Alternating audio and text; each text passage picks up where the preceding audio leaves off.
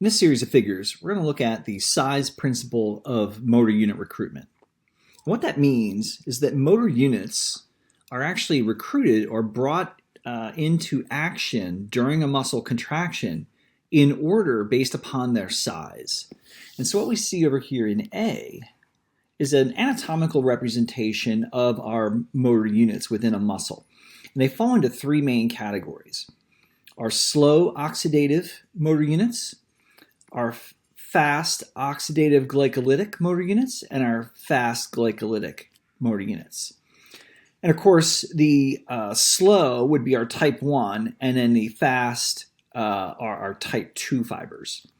Now, what we find is that the slow oxidative motor units are actually the smallest motor units. They contain the fewest fibers, and those fibers tend to be smaller and a little bit weaker.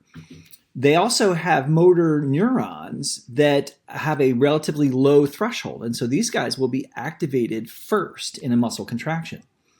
If we go to our type 2 fibers, our fast fibers, we find that they are higher threshold and, of course, therefore would fire later in terms of a muscle contraction. In other words, they require greater effort and neural output to activate those motor units.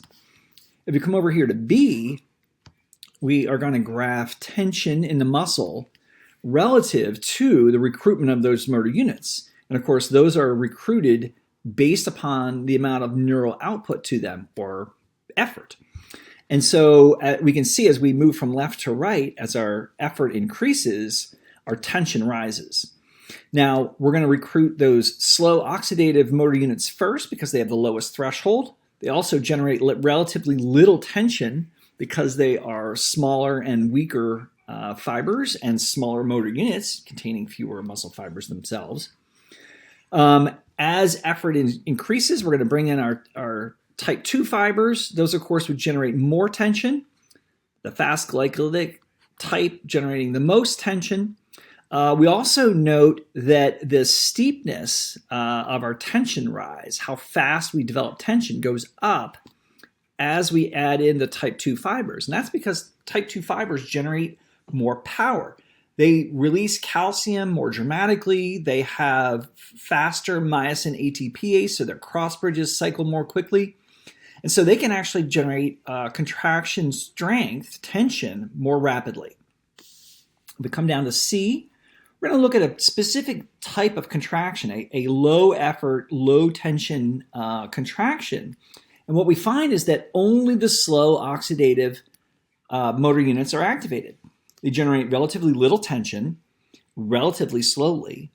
Another factor that we find is that we can generate this type of tension for prolonged periods, right? And that's because these are oxidative and they're therefore relatively fatigue resistant. If we come over to D, we're now going to have an example where we generate much more effort, a much stronger contraction. And of course, what you see is that in the beginning of that contraction, our slow oxidatives would be generating the tension, but very rapidly, we would pull in our type 2 fibers, generating much more significant tension and power, again, as the steepness of that tension development rises.